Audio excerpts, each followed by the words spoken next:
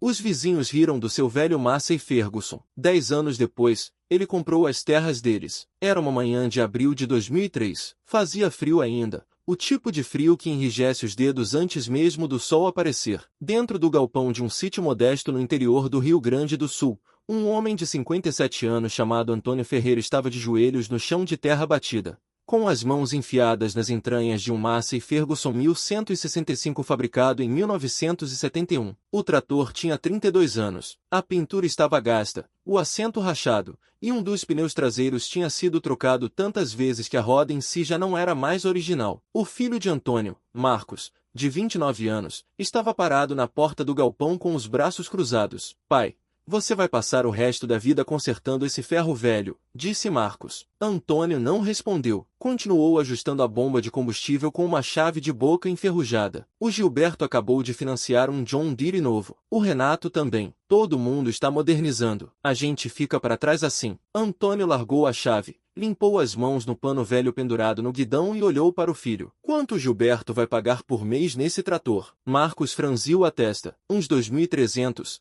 Acho. Por quantos anos? 7, 8 anos. Antônio pegou a chave de volta. Então vai me deixar trabalhar. Marcos sacudiu a cabeça e foi embora. Do lado de fora, os vizinhos já tinham começado a falar. No mercado, no posto, na cooperativa, o nome de Antônio Ferreira virou sinônimo de teimosia. Asterisco velho do Massey, asterisco com uma mistura de pena e desdém que só quem já foi embora do interior e voltou com dinheiro sabe fazer. Mas o que ninguém sabia, o que ninguém poderia imaginar naquela manhã fria, é que Antônio Ferreira tinha um plano, e esse plano estava prestes a mudar tudo. Se você quer ouvir histórias de homens que foram subestimados e terminaram comprando as terras dos que riram deles, inscreva-se agora nesse canal. Toda semana tem uma história nova, e eu prometo, você não vai se arrepender. Para entender o que aconteceu 10 anos depois, você precisa entender de onde Antônio veio. Ele nasceu em 1946, o quarto filho de 8 de uma família de colonos italianos no interior do Rio Grande do Sul. O pai, seu Alcides, trabalhava arrendando terra de terceiros, nunca teve um pedaço seu. Plantava, colhia, entregava a maior parte pro dono e ficava com o suficiente para não passar fome. Não havia mais que isso. Antônio aprendeu a trabalhar antes de aprender a ler. Aos 7 anos já ajudava a colher uva. Aos 12, sabia desmontar e remontar um motor de trator sem ajuda. Não porque alguém ensinou, porque era necessário. Quando o trator quebrava e não havia dinheiro para mecânico, alguém tinha que resolver. Aos 21 anos, em 1967, juntou tudo o que tinha e comprou um lote de 8 hectares numa área que não valia quase nada. Terra pedregosa, longe da estrada principal. Todo mundo disse que tinha jogado o dinheiro fora. Naquele mesmo ano, encontrou o Massey Ferguson 1165 num leilão de falência. O trator tinha 6 anos e estava em estado deplorável. O dono anterior tinha deixado o óleo secar e fundido 2 pistões. O leiloeiro abriu em 200 cruzeiros. Ninguém ofereceu nada. Antônio ofereceu 150. Levou o trator num reboque improvisado. Passou 3 meses reconstruindo o motor com peças de ferro velho. E no final de 1968, o Massey estava funcionando. Era dele, completamente dele, sem dívida, sem parcela, sem banco. Essa distinção ia definir os próximos 40 anos da vida de Antônio Ferreira. Durante as décadas de 70 e 80, o campo brasileiro passou por uma transformação violenta. O crédito rural foi facilitado, as cooperativas incentivaram a modernização, e os fabricantes de máquinas agrícolas abriram dezenas de revendas pelo interior. A mensagem era sempre a mesma: asterisco, quem não modernizar vai ficar para trás, asterisco. Os vizinhos foram modernizando, um por um. Gilmar Tessaro financiou o trator, implemento, caminhão. Em 1980, sua operação parecia próspera por fora. 2 tratores novos, funcionários, casa reformada. Por dentro, devia ao banco o equivalente a 8 anos de produção. Quando veio a crise de 83, juros explodindo, preços de commodities despencando, seca castigando o Sul, Gilmar não conseguiu pagar. O banco executou. Em fevereiro de 84,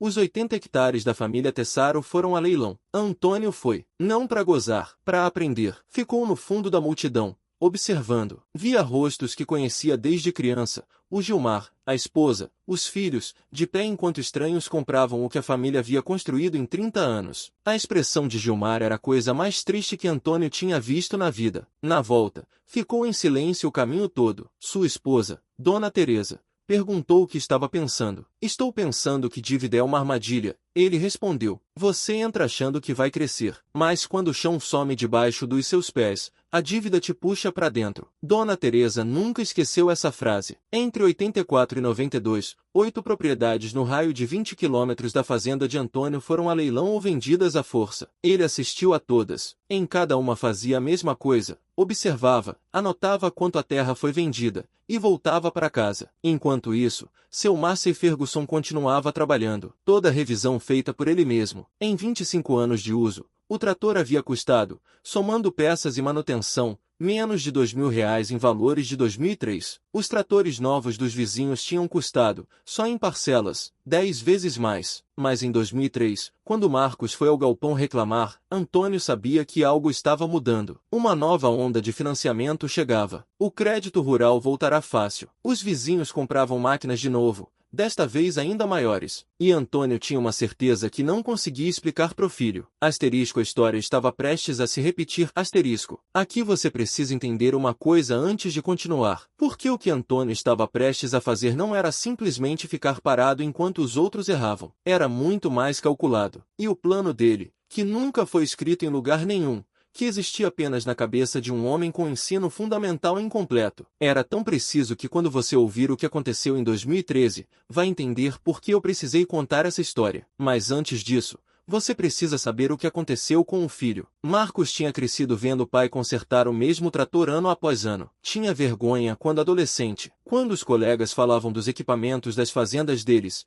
ele ficava quieto. Em 2001, Marcos se casou, foi morar numa cidade próxima e virou representante de uma distribuidora de insumos agrícolas. Conhecia bem o mercado, sabia como funcionavam os financiamentos, as taxas, os prazos. E em 2003, quando voltou para visitar o pai, tinha certeza de que entendia de agronegócio melhor do que Antônio. Pai, o senhor precisa entrar num Pronaf. A taxa é subsidiada. Financie em 6 anos. A prestação cabe no fluxo de caixa. Antônio ouviu tudo. Depois disse: quanto você tem de reserva se vier uma seca? Marcos parou. Quanto você tem guardado se o preço da soja cair pela metade? Silêncio. Quanto você consegue pagar por mês se a colheita vier 20% abaixo? Marcos não tinha resposta. É isso, disse Antônio, voltando ao trator. Quando você tiver a resposta para essas 3 perguntas, a gente conversa sobre financiamento. Marcos foi embora com raiva. Ficou 6 meses sem ligar pro pai. O que ele não sabia, o que só foi descobrir anos depois,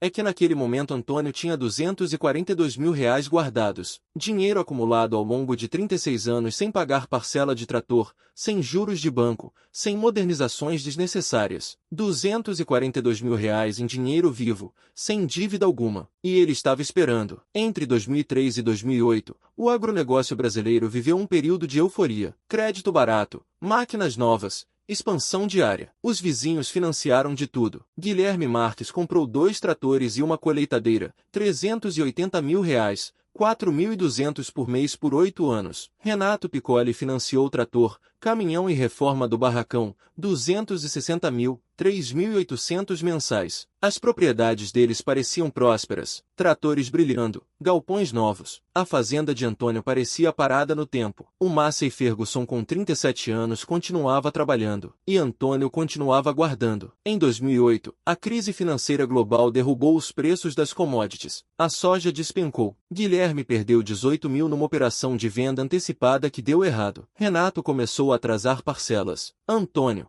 naquele mesmo ano, comprou 20 hectares de um vizinho que precisava de dinheiro rápido. Pagou à vista, abaixo do mercado. Ninguém prestou atenção. Os preços se recuperaram em 2010 e 2011. Quem havia sobrevivido respirou aliviado. Mas as dívidas continuavam lá. E em 2012, veio a seca, uma das piores do Sul em décadas. A soja caiu 60% em algumas regiões. O seguro de Guilherme cobriu menos da metade do esperado. Em novembro de 2012, com 3 parcelas atrasadas, ele foi ao banco pedir renegociação. O banco negou. Em fevereiro de 2013, a fazenda de Guilherme Marques, 84 hectares, casa, galpão, equipamentos, entrou em processo de execução de dívida. Antônio soube da notícia numa quinta-feira de manhã, enquanto tomava chimarrão na varanda. Foi até o escritório, abriu a gaveta, pegou um bloco de papel e uma caneta, e começou a calcular. É aqui que a história muda de direção. E o que Antônio fez nas semanas seguintes é o motivo pelo qual,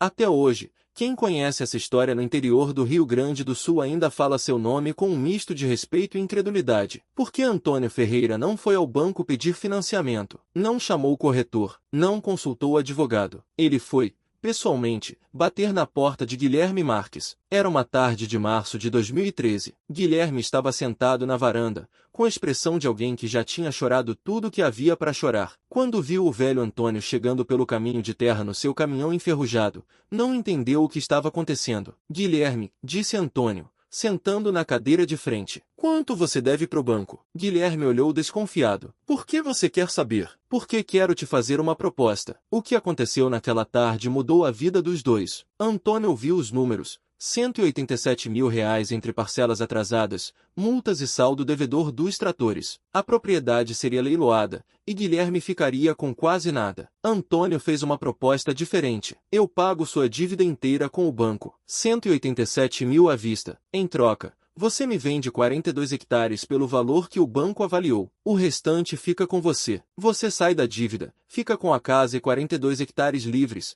e pode recomeçar. Guilherme ficou olhando por um longo tempo. Você tem 187 mil em dinheiro? Tenho. Mas, seu trator tem 40 anos. Antônio sorriu. Tem. E nunca custou um centavo de juros. O acordo foi fechado em abril de 2013. Antônio pagou a dívida, registrou os 42 hectares em seu nome, e Guilherme ficou com a casa e o restante da propriedade, livre de qualquer dívida. Mas a história não terminou aí, porque Guilherme não foi o único. Em maio de 2013, Renato Piccoli também não conseguiu pagar. Banco executando, propriedade em risco. Antônio foi bater na porta de Renato. Mesma conversa, mesma proposta, mesma lógica. Em julho de 2013, havia adquirido mais 58 hectares de Renato, pagou a dívida, comprou parte da terra, deixou o homem com a casa e uma área sem dívida. No final de 2013, Antônio Ferreira havia adquirido 100 hectares em 8 meses, pagando tudo à vista, com dinheiro guardado ao longo de décadas enquanto seus vizinhos pagavam parcelas de tratores novos. Quando Marcos soube,